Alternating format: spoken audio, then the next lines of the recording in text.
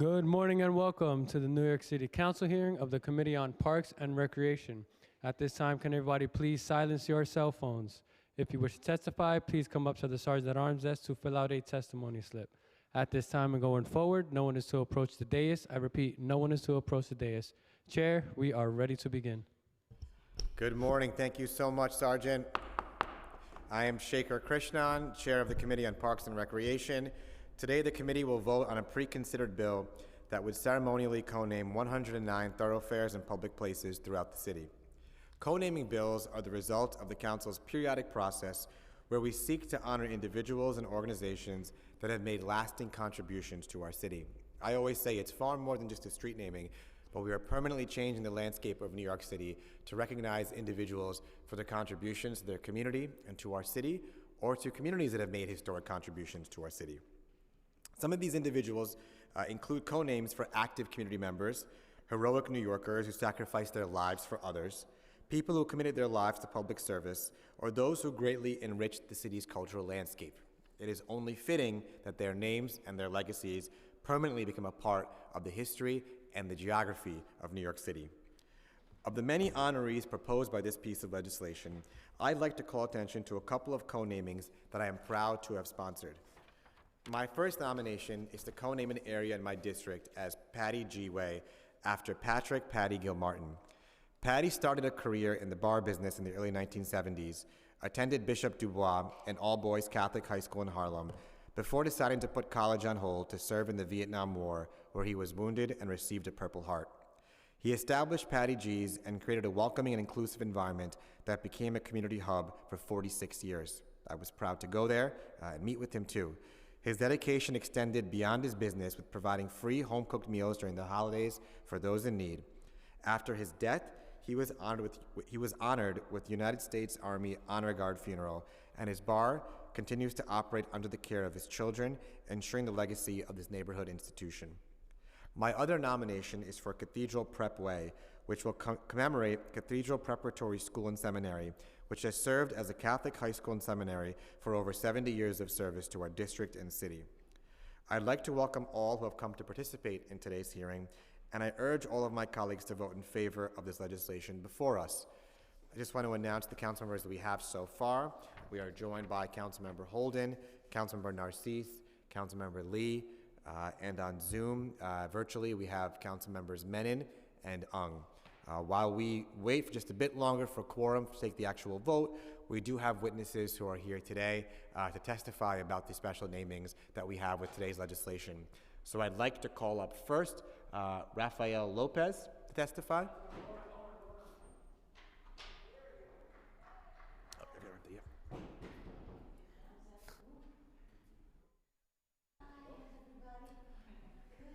We're also joined by Councilmember Palladino. Welcome.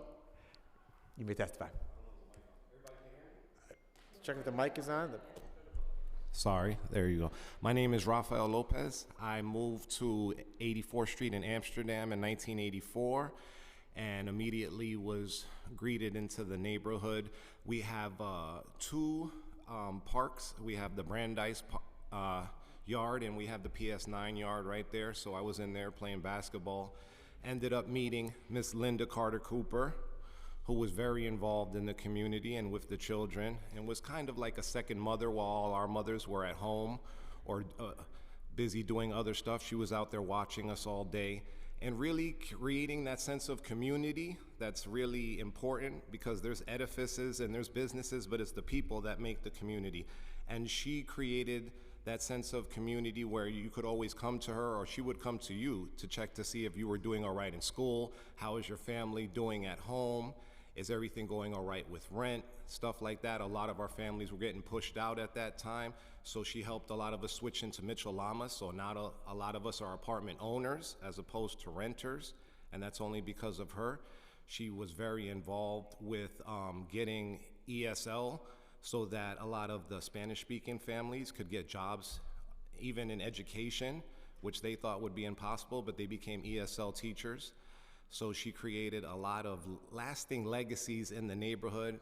We are reeling since she has left us. We have a huge hole. She is still here in our hearts, but we would love to have her up there on that street so we could still have her there watching over us. Community was huge to her. The other people will speak on how big religion and the community inside the church was, how big her family was with her. She had a large family. I'm just here to speak about the neighborhood and how much she was beloved. And people will say she needled us, but only when she needed to. And it was always lovingly, and it was always because she knew what was best for us. And as we wonder now what to do, we only need to think about what she told us before, and that's how we carry on. I don't want to take up too much of your time. Well, thank you so much for your testimony. I'm sorry for your loss, but I'm glad that someone, an incredible New Yorker like her, will now be part of our streets in New York City to remember her legacy. Thank you for your testimony.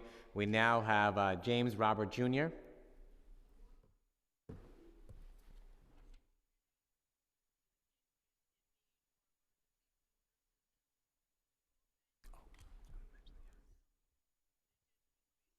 We've also been joined by council members Menon and Palladino. And Carr. Good morning. I met Linda Carter Cooper about 30 years ago when I became involved with St. Matthew's, St. Timothy's. And I quickly became a youth leader, and I had 3 of 4 kids with me. And I noticed something with these children. They behaved. And they just didn't get in trouble, although they could have. They didn't get in trouble because of Linda. And so that worked for dozens and dozens, hundreds of children, with Linda helping them out, helping to keep them straight through her work at Brandeis School, through her work in the church down the block at 26 West 84th Street, but more importantly, from her work on the street. She would hold court, we joke, on the corner of 84th and Amsterdam by the garden that she helped to get put open after they took the garden that she built almost with her own hands next to her building on 84th Street. And everybody loved Linda because they knew that they could come to her and say, we got this problem, we got this. This landlord has given us a hard time, or we can't get Con Ed to work with us. Linda would find a way. Dozens and dozens and dozens and dozens of families have benefited from her presence on 84th Street, as I did too. I implore you to allow the neighborhood to remember her. Thank you. Thank you so much for your moving testimony. I'd next like to call up Gary Cooper.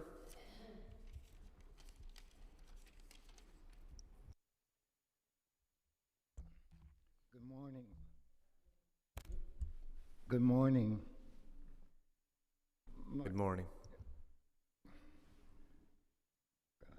I lost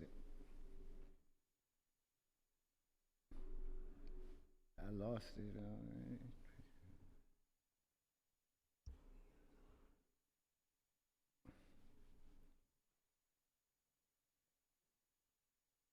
If you'd like, we could call up another witness in the meantime while you look for your testimony. I'm there. I'm sorry. Okay, sure. No, don't worry. Take your time, but didn't want to rush you either. Okay. I'm sorry about that. Don't worry. Linda Carter Cooper was born in West Palm Beach, Florida. She and her husband migrated to New York in the early 70s. At that time, the Upper West Side was not a very safe place for families to live. Seniors in the area was often shut in and was fearful. Linda somehow gained their trust and confidence. She would bring them outside into the garden in the middle of the block on 84th Street between Amsterdam and Columbus. There they would garden and sit around and enjoy the outdoor. Linda Carter Cooper became a dedicated advocate for the seniors and ensuring they receive all the necessary services, including legal and medical support. Every holiday, she and her family would prepare food for all the seniors that she knew in the community before sitting down to her own family meal. They trusted her and relied on her. She served as their spokesperson. Linda Carter Cooper became an advocate for the youth in the community, creating opportunities and outlets for them through programs in tennis, basketball, baseball, football, which she and her family organized. She was deeply involved in supporting the educational needs of the youth, visiting schools wherever she was needed, advocating on behalf of the children in the community. She even hung an extension cord out of her apartment window to power basketball tournaments held in PS 9 Yard next to her home. Together with her husband, she organized sports team, social gathering for all the kids in the area. Linda also advocated the legally. That's okay, you may finish. Can I continue? She also organized legal services for the youth, keeping lawyers on speed dial due to the frequent unjust profiling of the local kids. She educated the parents, accompanied them to court, and sought legal advice and political support to counteract this unfair treatment. She would also take the children to the museum, introduce them to different aspects of the city, always emphasizing it's not where you start, it's where you finish. In addition to her work with the seniors and the youth, Linda Carter Cooper was a political activist in the community. She educated people about the power of their vote, and worked for the Board of Elections for 40 years as a coordinator. She canvassed the neighborhood, knocking on doors to encourage people to vote, starting in the early 80s, with City Council member Ruth Messenger continuing to support all the local politicians such as Jerry Nadler, Scott Stringer, Mark Landis, and of course, my heart, Gail Brewer. Linda and her husband created an Angels program, a mentoring program that has been running for over 30 years. This organization used basketball and other activities to keep kids off the street and involved in positive community engagement. Every year, college graduates come back to thank her for the pivotal role she played in their life. Linda was married to Gary Cooper and had 4 children, Taniqua, Gary, Shafiq, and Sana Cooper, as well as a grandson. She worked and lived on the Upper West Side her entire life.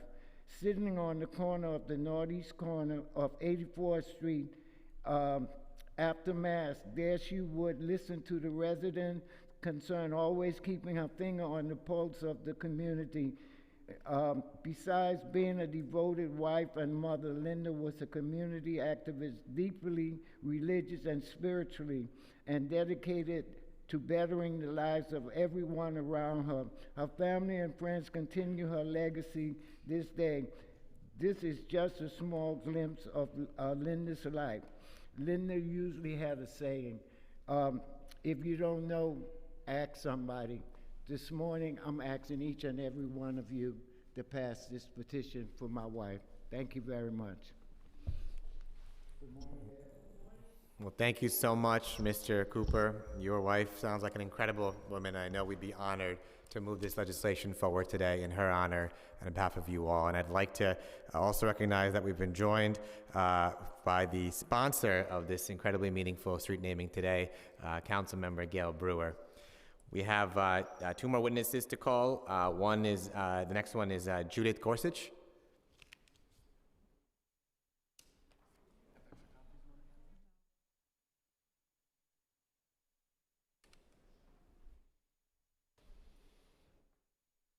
Is it on? Is it on? Okay. Should be on, yeah. My name's Judith Gorsuch. Linda was a guiding light to countless young people in our neighborhood.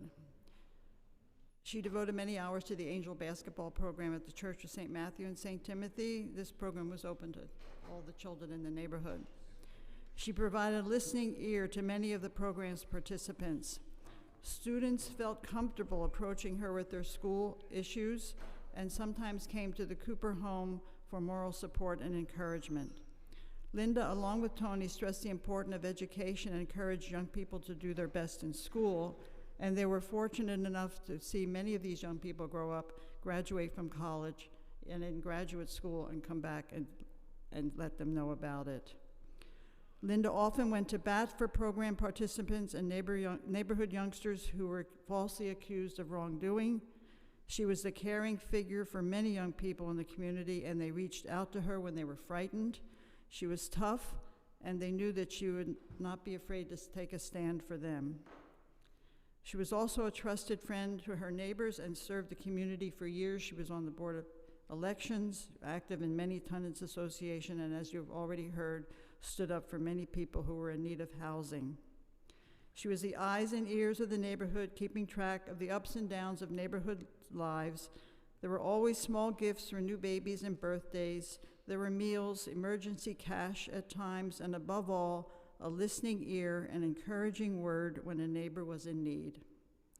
When you walk down the street with Linda, so many people, young and old, would call out to check with her. She was a wonderful mentor and protector for our neighborhood, young people, and she was an official mother, aunt, and sister to the entire neighborhood. It would be a fitting tribute to name the corner of West 84th Street and Amsterdam Avenue in honor of Linda Carter Cooper, recognizing her years of work in the neighborhood and her dedication to the surrounding community. Thank you. Thank you so much, Ms. Gorsuch. And our final witness is Linda Callan, or Monty Callan Way.